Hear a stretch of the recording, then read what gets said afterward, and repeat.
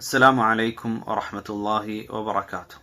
അൽഹംദുലില്ലാഹ് വസ്സലാത്തു വസ്സലാമു അലാ റസൂലില്ലാഹ് വഅലാ ആലിഹി വസഹ്ബിഹി വമൻ വാലാഹ്. അമ്മാ ബഅദ്. സ്നേഹം നിറഞ്ഞ സഹോദരങ്ങളെ, വൈദ്യശാസ്ത്രവുമായി ബന്ധപ്പെട്ട് റസൂലുള്ളാഹി സ്വല്ലല്ലാഹു അലൈഹി വസല്ലമയിൽ നിന്നും ഇമാം ദാറഖുത്നി റഹിമഹുള്ള ഉദ്ധരിച്ച വളരെ സുപ്രധാനമായ ഒരു ഹദീസ് നിങ്ങളുടെ ശ്രദ്ധയിൽപ്പെടുത്തുവാനാണ് ഞാൻ ഉദ്ദേശിക്കുന്നത്. ഇമാം ഹാഫിദ് ബിൻ ഹജർ അൽ അസ്കലാനി റഹിമഹുല്ല അദ്ദേഹത്തിന്റെ ബുലൂഗുൽ മറാം എന്ന ഗ്രന്ഥത്തിൽ ദിയ്യയുമായി ബന്ധപ്പെട്ട് സംസാരിക്കുന്ന ഭാഗത്ത്, അഥവാ ഒരു മനുഷ്യന്റെ ജീവനോ അവയവങ്ങൾക്കോ വല്ല കേടുപാടുകളും വരുത്തിയാൽ നൽകേണ്ട നഷ്ടപരിഹാരത്തെക്കുറിച്ച് സംസാരിക്കുന്ന ഭാഗത്താണ് ഈ ഹദീസ് പരാമർശിച്ചിട്ടുള്ളത്.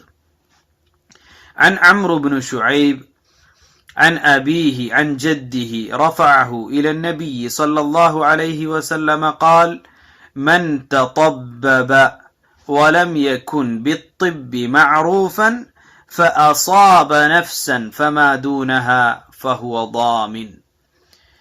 ചികിത്സിക്കുവാൻ അർഹതയില്ലാത്ത, ചികിത്സയുമായി ബന്ധപ്പെട്ട് ഖ്യാതി നേടിയിട്ടില്ലാത്ത ഒരാൾ മറ്റൊരാളെ ചികിത്സിക്കുകയും അയാളുടെ ജീവനോ അവയവങ്ങൾക്കോ ആരോഗ്യത്തിനോ കേടുപാടുകൾ വരുത്തുകയും ചെയ്താൽ ആ കേടുപാടുകൾക്കുള്ള നഷ്ടപരിഹാരം നൽകാൻ അയാൾ ബാധ്യസ്ഥനാണ് എന്നാണ് റസൂലുള്ളാഹി സ്വല്ലല്ലാഹു അലൈഹി വസല്ലമ പഠിപ്പിക്കുന്നത്.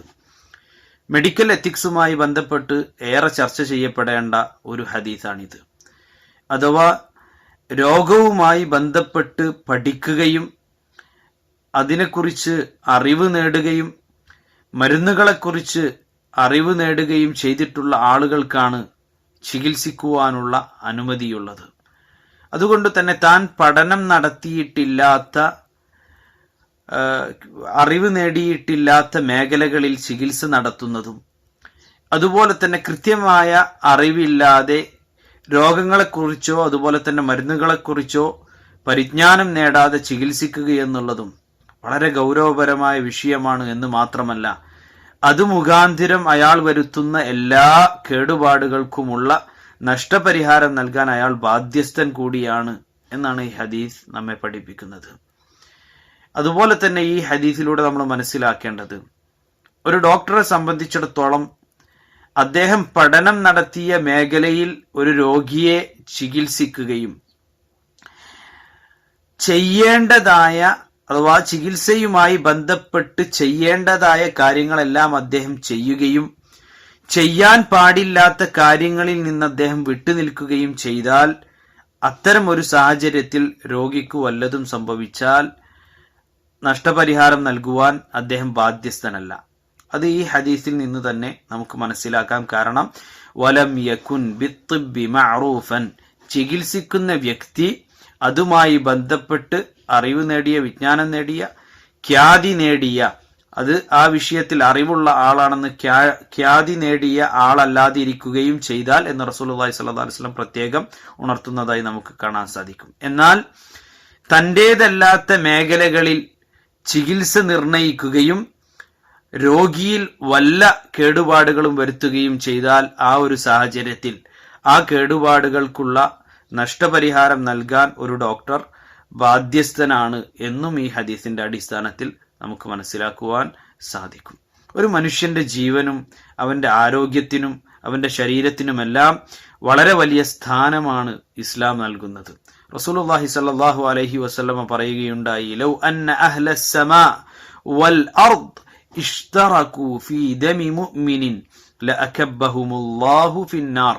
ആകാശലോകത്തുള്ളവരും ഭൂമിയിലുള്ളവരും സർവരും ഒരു മുഅ്മിനിന്റെ രക്തത്തിൽ പങ്കാളികളായാൽ പോലും അള്ളാഹു അവരെയെല്ലാം നരകത്തിൽ ചുട്ടരിക്കുന്നതാണ് എന്ന് നബി സല്ലല്ലാഹു അലൈഹി വസല്ലം പഠിപ്പിച്ചതായി നമുക്ക് കാണാൻ സാധിക്കും. അതുകൊണ്ട് തന്നെ വളരെ ഉത്തരവാദിത്വത്തോടു കൂടി